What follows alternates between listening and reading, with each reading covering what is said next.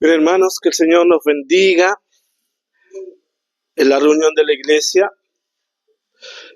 Eh, Me pasa bien a menudo, hermanos, que me cuesta profundizar por las actividades que tenemos, distintas cosas que tenemos que hacer. Me cuesta profundizar en los textos y cuando ustedes no me ven acá, hermanos, porque necesito estar con el Señor, necesito estar eh, en la Escritura, repasando, porque las debilidades humanas, hermanos, y las debilidades que yo tengo, mi memoria es bien frágil. Así que dependemos del Señor para que el Señor nos use, solo somos instrumentos en sus manos y separados de Él nada podemos hacer. Así que les invito, hermanos, a abrir sus Biblias en la primera carta del apóstol Pedro.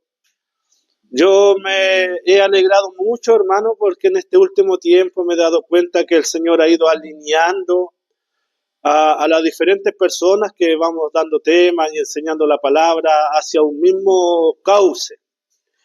Y sabía yo que ayer en Coironá nuestro hermano Hernán estuvo predicando sobre el sufrimiento, en el ministerio femenino también algo bien parecido. Y hoy no va a ser diferente, hermanos, porque estamos viendo los hábitos que nos llevan hacia la madurez espiritual. Y dentro de estos hábitos, hermanos, el hábito que vamos a tratar el día de hoy tiene que ver precisamente con esto. Vamos a tratar el hábito de abrazar el sufrimiento como un medio de santificación. El hábito de abrazar el sufrimiento como un medio de santificación. Hermanos, porque el sufrimiento en sí no es malo. El problema es cómo lo procesamos, con los lentes con que lo miramos. Hermanos, nada pasa sin la voluntad de Dios. Nada. Él gobierna sobre todas las cosas. A veces, hermanos, tendemos a pensar que solo las cosas buenas vienen de Dios. Pero ¿se acuerdan de Job? ¿Ya? Después que Dios le quitó todo, lo enfermó, e incluso se le fue la esposa y antes de irse, la esposa le dice a Job, ¿todavía te mantienes íntegro ante Dios? Blasfema contra Dios, maldice a tu Dios y muérete. Y Job le dice, como una mujer fatua, como una mujer necia has hablado. ¿Recibiremos solamente el bien de Dios y no el mal? Hermanos, si Dios es soberano, si Dios gobierna todas las cosas, ¿acaso Él es el que permite el sufrimiento en nosotros? Sí, hermanos. La pregunta es, ¿por qué Dios permite que suframos?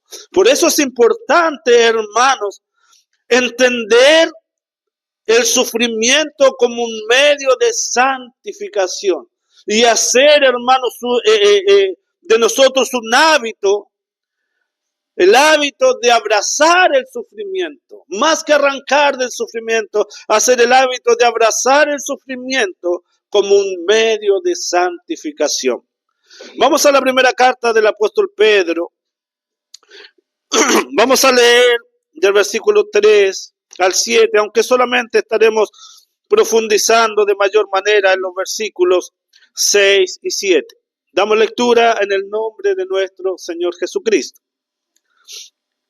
Bendito el Dios y Padre de nuestro Señor Jesucristo, que según su grande misericordia nos hizo renacer para una esperanza viva, por la resurrección de Jesucristo de los muertos, para una herencia incorruptible,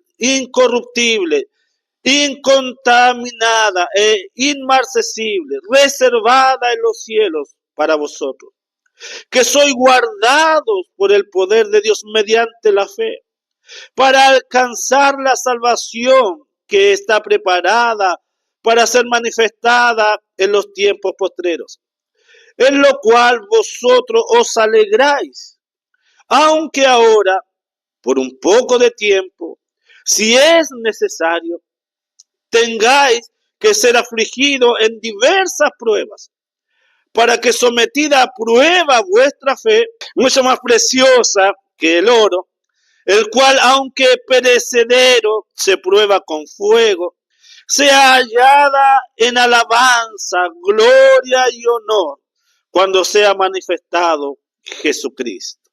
Palabra del Señor.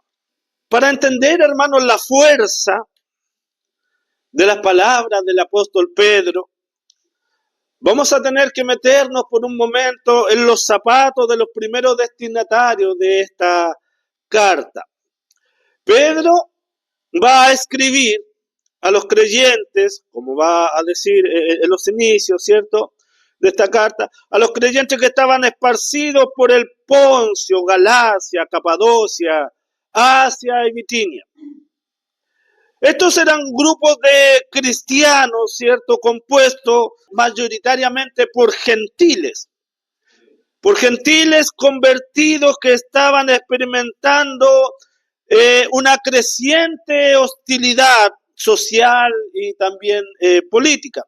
No era aún la persecución, ¿cierto?, unificada, esta persecución sistemática de Roma, pero sí estaban experimentando el desprecio, la marginación y el sufrimiento diario por causa de su fe. Pedro, hermanos, en estos versículos 6, 7, va a establecer, de cierta forma, un marco teológico para procesar de una manera apropiada, de una manera bíblica, el dolor, el sufrimiento que estos hermanos iban pasando. Y al observar el texto, hermanos, vamos a ver tres verdades profundas que nos van a introducir en la temática del día de hoy. Lo primero que podemos observar, hermanos, en los textos, en el versículo 6, en la primera parte, que Pedro introduce una paradoja.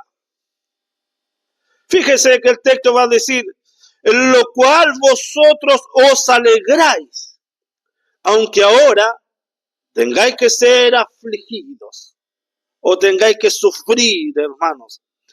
En lo cual vosotros os alegráis, aunque ahora por un poco de tiempo, si es necesario, tengáis que ser afligidos. Por un poco de tiempo. Entonces, ¿cómo nos podemos alegrar si vamos a ser afligidos? ¿Cómo nos vamos a alegrar si vamos a estar pasando dolor? Pero aquí Pablo establece esta paradoja, hermanos, y lo que el texto nos está mostrando, lo que el texto nos está diciendo, que el gozo cristiano no es una emoción superficial que está basada en las circunstancias de la vida, no, hermanos, sino que es una certeza anclada en la salvación eterna. El gozo cristiano, hermano, no es una emoción pasajera, es una certeza que tiene su base en la salvación. Mire, observemos bien los versículos 3 en adelante. Bendito el Dios y Padre de nuestro Señor Jesucristo, que según su gran misericordia nos hizo renacer para una esperanza viva, por la resurrección de Jesucristo de los muertos, para una herencia incorruptible, incontaminada, inmarcesible, revelada en los cielos para vosotros, que sois guardados por el poder de Dios mediante la fe, para alcanzar la salvación que está preparada para ser manifestada en los tiempos postreros. E inicia el versículo 6. Por lo tanto, hermanos, Pablo le va a decir que deben estar alegres, en lo cual vosotros os alegráis. ¿En qué se alegraban? En esta salvación que estaba preparada en los cielos para ellos. La salvación no estaba en las circunstancias. La alegría no estaba en las circunstancias.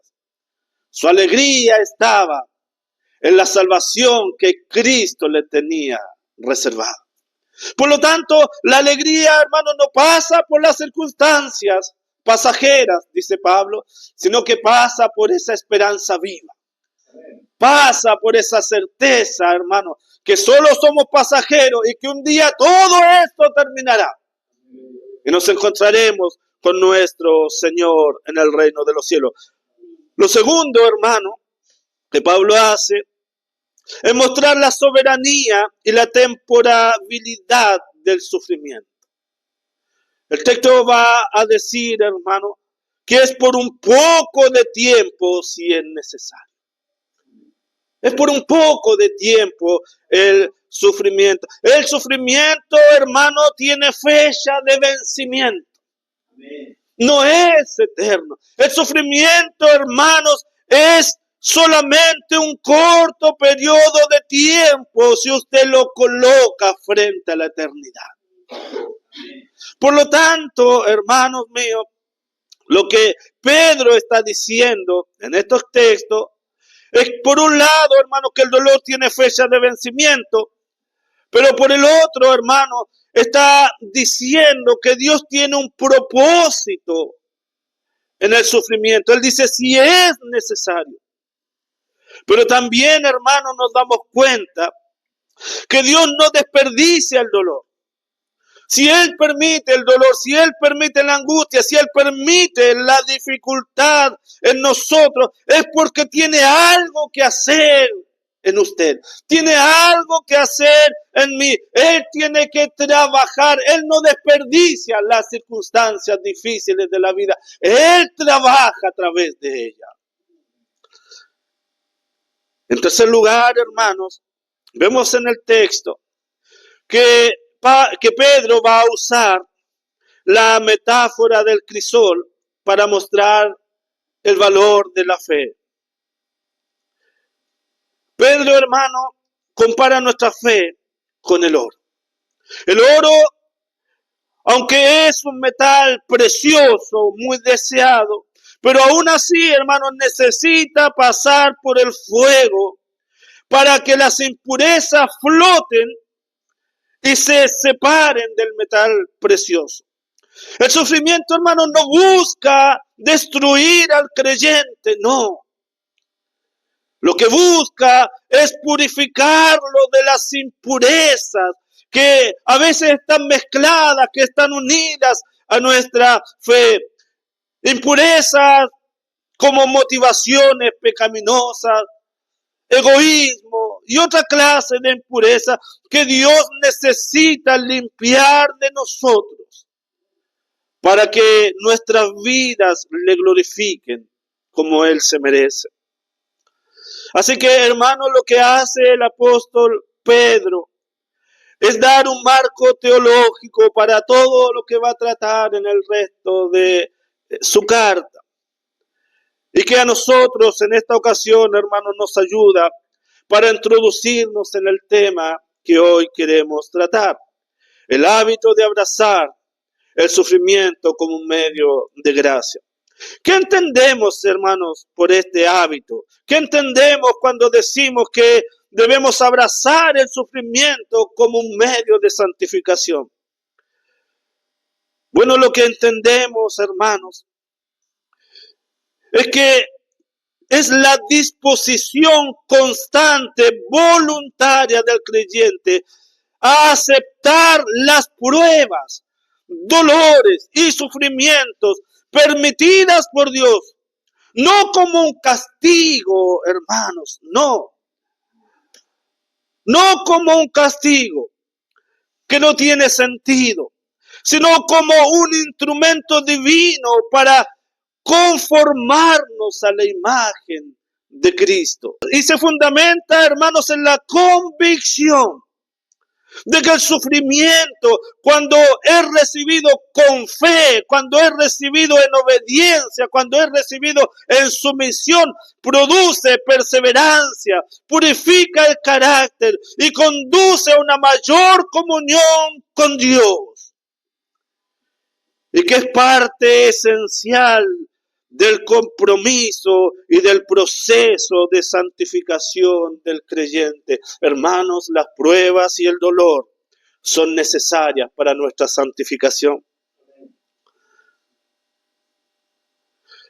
Son necesarias, hermanos, en primer lugar, porque el dolor o el sufrimiento no es un castigo. Es un proceso de santificación y discipulado. Abrazar, hermano, el sufrimiento significa cambiar nuestra comprensión de él. Es cambiar la forma en que miramos el sufrimiento. Debemos dejar de mirarlo como una maldición para empezar a verlo, hermano, como una herramienta poderosa que Dios usa para santificarnos. No sufrimos porque Dios nos abandona, no sufrimos porque Dios nos odia, no sufrimos porque Dios nos olvida. No, hermanos, sufrimos porque Él está trabajando, porque Él está tratando, porque Él está construyendo su buena voluntad en nosotros. Porque somos sus hijos, hermanos. Nos disciplina y a veces, hermano, permite que pasemos dolores por causa de nuestros pecados, porque Él nos ama. Eso es lo que va a decir Hebreo, hermanos, en el capítulo 12. Cuando vamos a Hebreo, capítulo 12, y él hablando sobre la disciplina, en el versículo 7 va a decir: si soportáis la disciplina, Dios os trata como hijo. Porque ¿qué hijo es aquel a quien el Padre no disciplina? Hermanos, si Dios nos disciplina muchas veces, si Dios permite que suframos las consecuencias de nuestras malas decisiones, que suframos las consecuencias de nuestros pecados, es porque Dios nos ama. Porque qué padre que no ama a su hijo no lo disciplina. Si Dios no te disciplinara, si Dios no dejara que sufras las consecuencias de tu pecado, que sufras las consecuencias de tus malas decisiones, querría decir que Dios no te ama. Pero si te ama, hermanos míos, si Él te disciplina, es porque Dios te ama. En segundo lugar, en la participación, hermanos, abrazar el sufrimiento como un hábito, hermano, que nos santifica, es participar voluntariamente de los padecimientos de Cristo. Debemos entender, hermanos, que el camino al discipulado siempre, hermanos, siempre pasa por la cruz.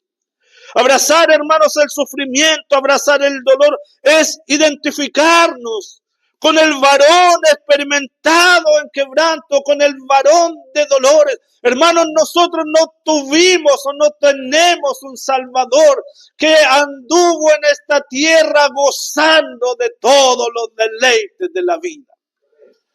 No tenemos un Salvador que la pasó bien y que nunca sufrió. Tenemos un Salvador, hermanos, experimentado en quebranto. Isaías dice, un varón de dolores.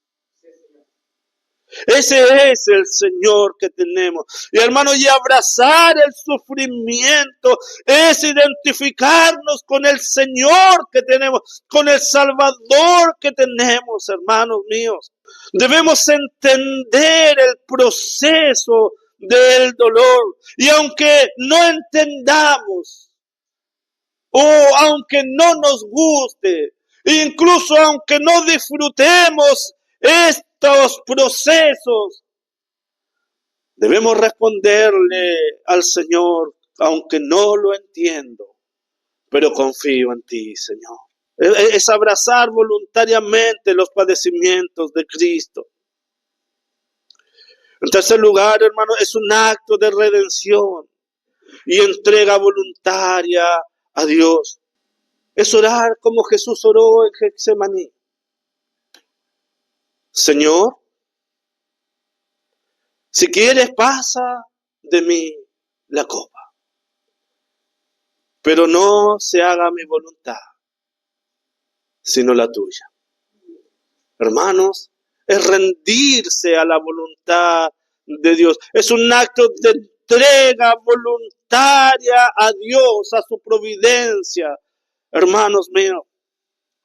Ahora, ¿por qué es necesario incorporar este hábito de abrazar el sufrimiento como un medio de santificación en nosotros? En realidad, hermanos, no es muy difícil descubrir esto. Todos sabemos que por naturaleza, todos nosotros, hermanos, huimos del dolor. ¿A quién le gusta sufrir? ¿Y qué hacemos cuando pasamos por circunstancias difíciles? Tratamos que se vayan de nosotros lo más rápido posible. Hermanos, todos nosotros tratamos de arrancarnos del dolor. Tratamos de sacarle el quite. Nuestra carne huye del dolor. Por lo tanto, hermano, abrazar este hábito del sufrimiento como un medio de santificación es una necesidad urgente por 3 razones fundamentales. Primero, porque el sufrimiento es inevitable en el mundo. Hermanos, todos nosotros, todos, sin excepción, pasaremos por dolores. Todos nosotros pasaremos por amargura. Todos nosotros pasaremos por situaciones difíciles. No hay nadie, hermanos, en el mundo. No importa lo santo que sea. No importa lo entregado que sea. Todos pasaremos por aflicción. Eso es lo que va a decir, hermanos, la palabra del Señor. Cada crisis, hermano, cada crisis que tengamos, si no aprendemos a abrazar el sufrimiento, cada crisis nos va a destruir. Cada crisis que pasemos nos va a separar de Cristo. Cada crisis que pasemos, cada dolor nos botará. Hermanos, si no aprendemos a abrazar el sufrimiento, hermanos, que es inevitable, nos transformaremos en cristianos débiles. Jesús nunca nos prometió, hermanos, que el camino iba a ser fácil. Nunca. Pero fíjese lo que va a decir Juan 16:33. Estas cosas os he hablado para que en mí tengáis paz. En el mundo tendréis aflicción. ¿Ve que son inevitables, hermanos? En el mundo tendréis aflicción. Pero confiad, yo he vencido al mundo. El Señor nunca nos prometió que el camino del discipulado, que el camino de seguirle iba a ser fácil, pero sí nos pidió que confiáramos en su victoria. Él venció al mundo. Hermanos, Él tiene la capacidad de hacernos victoriosos en medio de la dificultad, pero confía en el Señor. No importa cuán oscuro sea tu problema, no importa cuán incapaz te veas frente a la situación, confía en Cristo, Él venció. Él nos pide, hermanos, que tengamos paz en Él. Y que en medio de la aflicción confiemos en Él. Pero confiad, yo he vencido al mundo. En segundo lugar, hermanos, es necesario que incorporemos este hábito en nosotros, porque fortalece nuestra dependencia del Señor.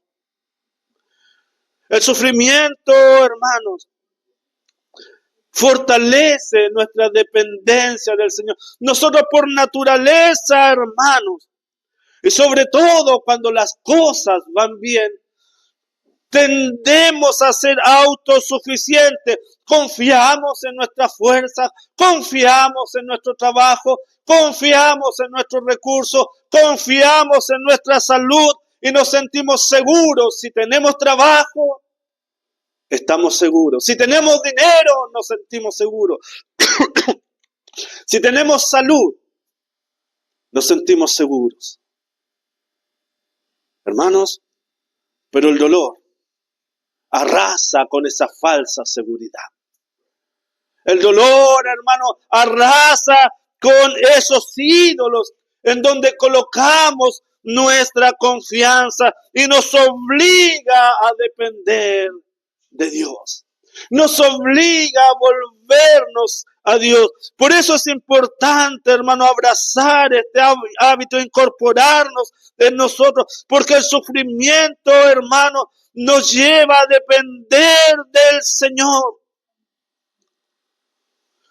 Pablo, en su segunda carta a los Corintios, en el capítulo 9, hablando de sus sufrimientos, va a decir, pero tuvimos en nosotros mismos sentencia de muerte. Y luego va a decir, ¿para qué? Para que no confiemos en nosotros mismos, sino en Dios que resucita de los muertos.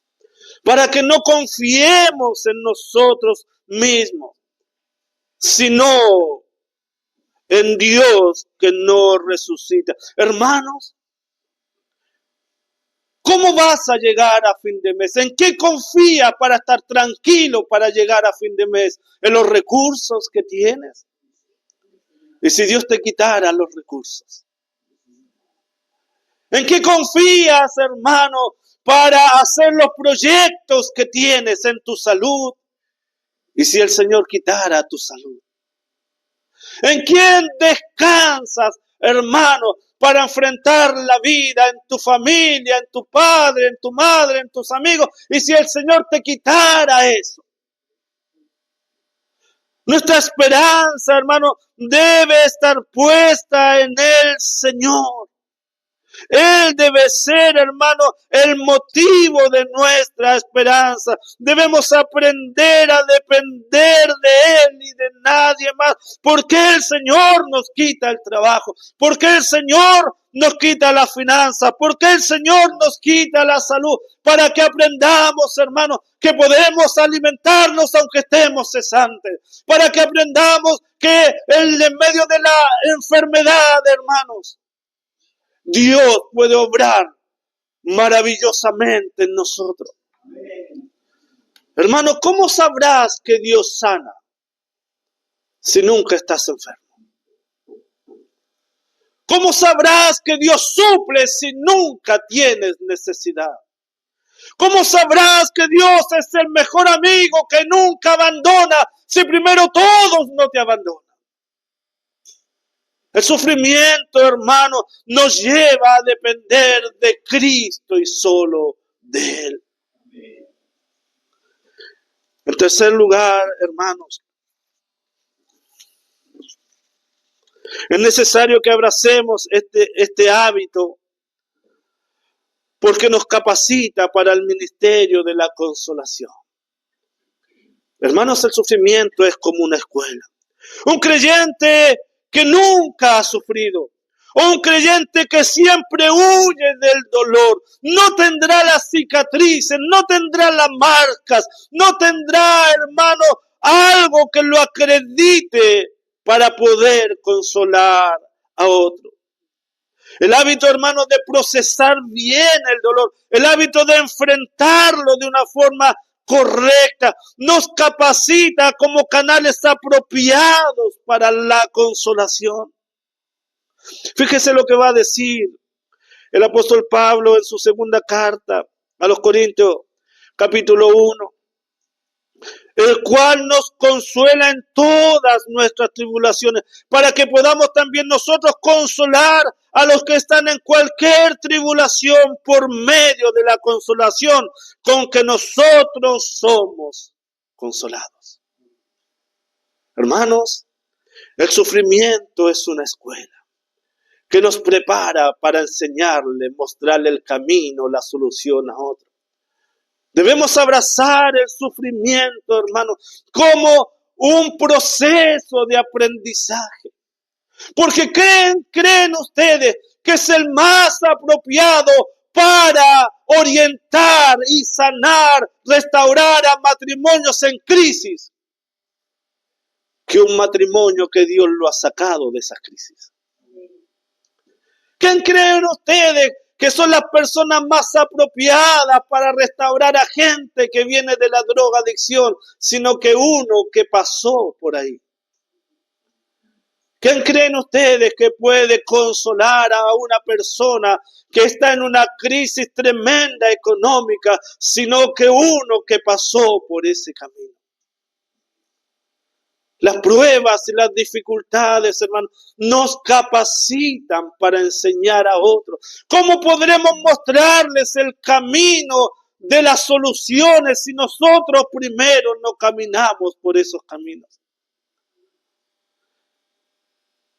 Cuando, hermanos, aprendemos a enfocar correctamente el dolor, cuando aprendemos a enfocar correctamente las pruebas, cuando nos dejamos santificar a través de ellas, cuando dejamos que Dios actúe en medio de las dificultades, cuando aprendemos, hermanos, a depender de Él en todas las circunstancias,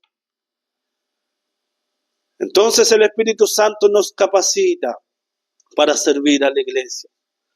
Yo recuerdo siempre, hermano, hace años atrás, estaba pastoreando una comunidad que se llamaba Sale Vida y había un hermano que desapareció de la congregación un tiempo, una semana, y lo fui a ver. Y le pregunté, hermano, ¿y usted por qué no ha asistido a la iglesia? Es que para usted, pastor, es facilito, me dijo, porque a usted no le cortan la luz, a usted no le han cortado el agua, usted no sabe lo que es estar sin gas. ¿Está seguro, hermano? ¿Está seguro que no sé lo que es estar sin gas? ¿Está seguro de lo que no sé de la desesperación que se tiene de no tener para cubrir las necesidades básicas? Hermanos, a veces ustedes se preguntan, ¿por qué a mí me pasan estas cosas? Y la respuesta es fácil, hermanos. El Señor te está capacitando para que consueles a otros, que pasarán por lo mismo que tú has pasado.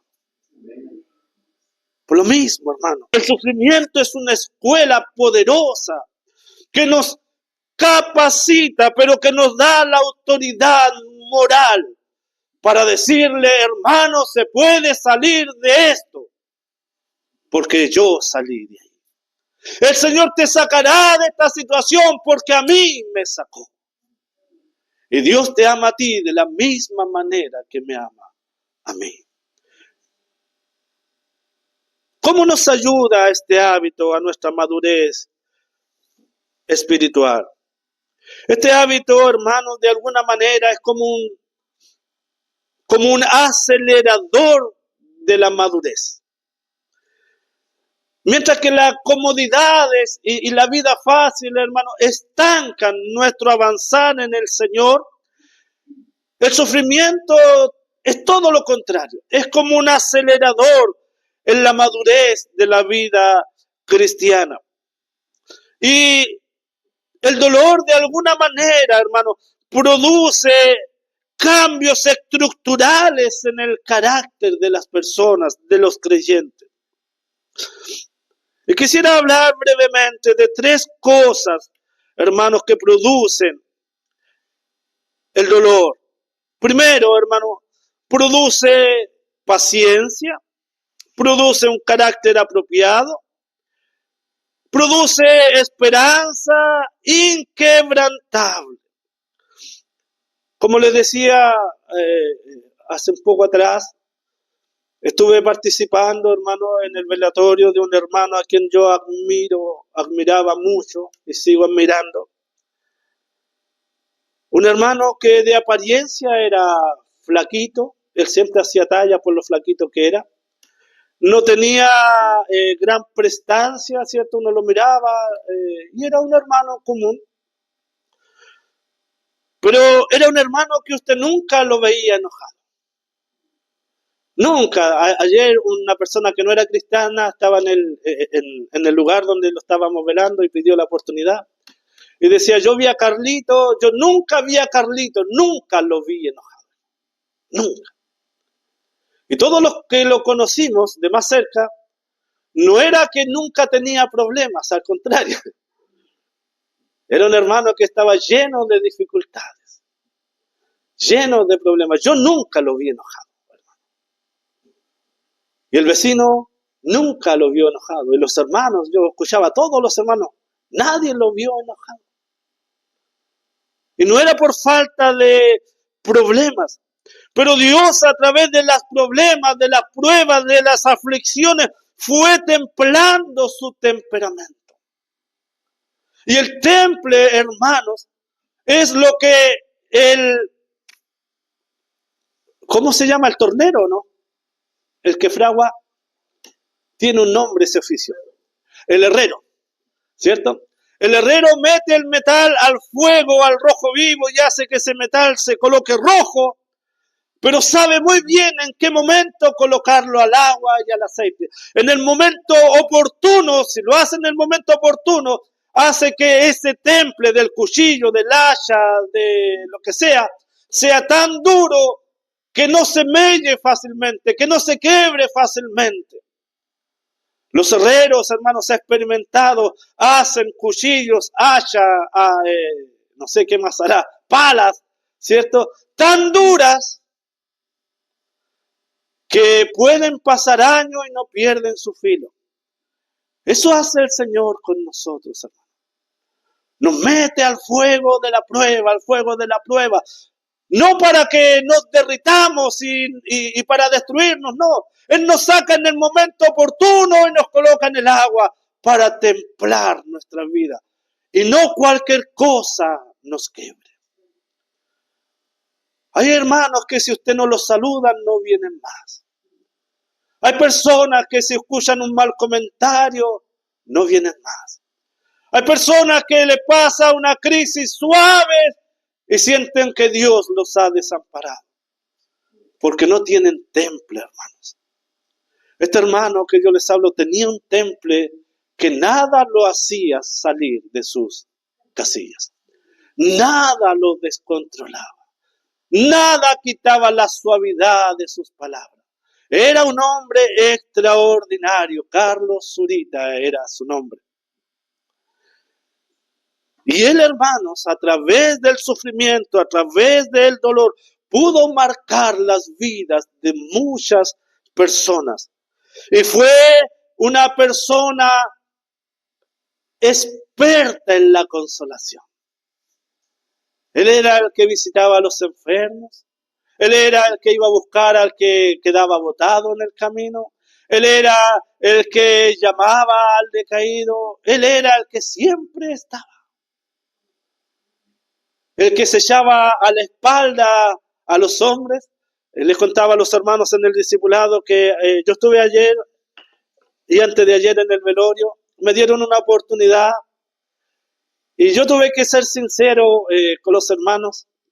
Y les contaba que yo fui ayudante de él para dos lugares.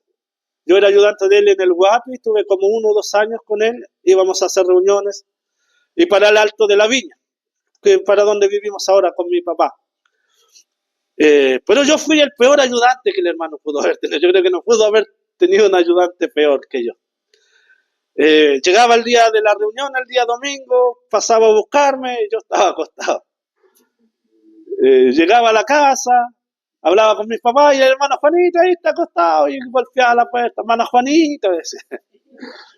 Hermano Juanito, y yo ahí abría el ojo, le abría la puerta, o sea, me va a acompañar hoy día. Yo era joven, pero yo ya era voluntario, ya predicaba. Y él tenía toda la autoridad, hermano, toda la autoridad para decirme, pero ¿cómo? ¿Y no tenemos que ir a servir al Señor? ¿Cómo todavía está acostado? ¿Acaso no es un voluntario? ¿No tiene responsabilidades sobre usted? O por último me hubiera dicho, bueno, ¿qué clase de cristiano es usted que hay que andarlo pasando a buscar para que sirva al Señor? Pero en vez de hacer eso, me decía, hermano Juanito, ¿me va a poder acompañar hoy día? Tenía un temple tan extraordinario ese hombre, que nada lo sacaba de las casillas, ni siquiera un ayudante tan porro como yo. El dominio propio que aprendió nuestro hermano. Y ayer escuchaba a un joven coordinar, y no fue el único ayudante porro que otros hermanos pasaba lo mismo y todos decían lo mismo. Tenía una paciencia el hermano. ¿Pero qué produce paciencia, hermano? La prueba, ¿cierto? Las luchas, las pruebas, las dificultades, eso produce paciencia, hermanos. Y él fue un hombre que estuvo en la fragua de Dios. Y uno podría a veces preguntarse por qué un hermano tan fiel como él, tan servicial como él, tan obediente como él, tan leal como él, tenía que pasar cosas tan terribles, tan desagradables. Pero ayer yo veía, hermanos, mientras estaba en ese lugar, cómo el Señor lo usó para marcar tantas vidas. Tantas vidas, hermanos. Yo pensaba que Él solo había influido en mí, pero cuando escuchaba a hermanos ya más ancianos, cómo Él había influido en sus vidas. A jóvenes de 20 años, cómo Él en este tiempo había influido en sus vidas. Cómo Él se transformó en un referente tan importante que marcó a una congregación entera. No, hermano, porque predicara todos los domingos, no. No porque supiese teología ni términos teológicos, no. No porque él enseñara la Biblia en los estudios bíblicos, no. Él marcó la vida de toda una congregación y en más de 4 generaciones, simplemente porque él decidió vivir las Escrituras. Él decidió, hermano, no alegar, no arrancarse de la fragua de Dios, no rebelarse contra los sufrimientos, no rebelarse contra el dolor, sino decirle, Señor, hágase tu voluntad en mí. Seguramente más de una oportunidad habrá orado, Señor, pasa de mí esta copa. Pero seguramente también le dijo, pero no se haga mi voluntad, sino la tuya. Hermanos, el sufrimiento es la fragua de Dios, donde Dios nos templa. ¿Y para qué Dios nos quiere templar? Para que podamos ser útiles en su obra. Hermanos, una herramienta que no tiene temple sirve poco en los trabajos. Sirve poco, es de poca duración. El temple es necesario para empezar un trabajo y terminarlo con la misma herramienta. Dios no usa, hermano, herramientas que tengan un temple débil. Dios no usa, hermano, a cristianos que hoy día sí, mañana no. Dios no puede usar a personas que se van a sentir ofendidas por cualquier cosa. Dios no puede usar a personas, hermano, que cualquier dificultad lo va a tirar a tierra, que cualquier dificultad lo va a desmotivar. Hermano, Dios usará a hombres que primero Él haya templado en la fragua de la prueba, en la fragua del sufrimiento. Él usará a mujeres que primero Él le haya dado el temple en su fragua. El dolor, hermanos, es necesario para nosotros y debemos aprender a abrazar el sufrimiento, porque si no aprendemos a sufrir con fe, esperanza y gozo, no serviremos para el trabajo del Señor. No serviremos, hermanos. La pregunta no es si sufriremos o no. No, hermanos. La pregunta es, ¿cómo pasaremos el dolor?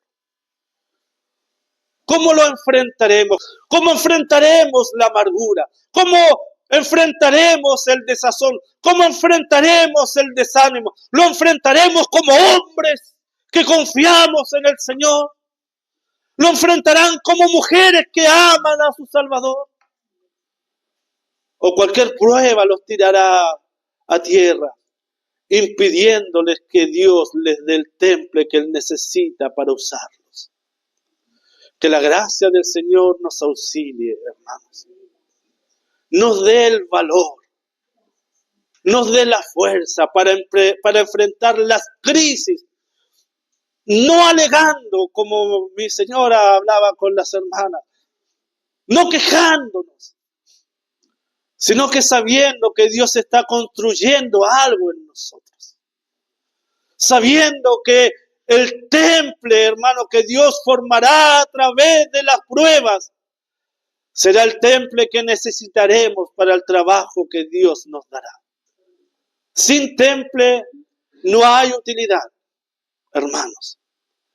Pero no hay temple sin prueba, sin fuego, sin fragua. La pregunta es, ¿estás dispuesto a que Dios te meta en su fragua? ¿Resistirás, hermano, el fuego de la prueba para que Dios te temple? ¿Arrancarás del fuego, hermano? Hermana, ¿lo harás? ¿O permanecerás firme para que tu Señor te dé el temple que necesitas? Y luego del temple viene la utilidad, hermanos míos. Que la gracia del Señor nos auxilie. Que la gracia del Señor nos dé la valentía de quedarnos quietos frente a la prueba. Y decir, como decía el salmista, ¿de dónde vendrá mi socorro? Y tener la certeza que el socorro viene de parte de Jehová. Hermanos, Él sabe cuánto aguantas. Y está esperando el momento oportuno para sacarte del fuego y colocarte en el agua. Y uno dice, Señor. Pongámonos en pie, hermanos. Vamos a orar al Señor. Padre, te damos gracias por el dolor, Señor. Que aunque no nos gusta, Señor amado, y aunque arrancamos de Él, nos hace tanta falta, Padre. Porque somos tan debilullos, Señor. Tenemos tan poco temple que a la primera dificultad nos quebramos, Padre. Al primer dolor arrancamos. Y nos inutilizamos, Señor, para que tú nos uses. Perdona nuestra cobardía, Señor. Y danos valentía, Padre, para enfrentar las pruebas, los dolores, las dificultades. Con valentía, con fe, con esperanza, sabiendo que son estas cosas las que dan temple a nuestra vida espiritual, Señor. Señor amado, transfórmanos en herramientas útiles para ti, Señor. Y cuando queramos arrancarnos, Señor, cuando queramos renunciar, Padre, sosténnos ahí, Señor, aunque sea a la fuerza, Señor. No permita que nos arranquemos, Padre, porque queremos ser útiles en tus manos, Señor. Te doy gracias, Padre, por todos los hermanos y por todas las hermanas que estás templando, Señor, en este lugar. Porque necesitamos obreros aprobados, Señor, útiles en tu obra. Bendícenos, Señor, y auxílianos. Te lo rogamos en el nombre de Jesús, nuestro buen y eterno Salvador. Amén. Amén.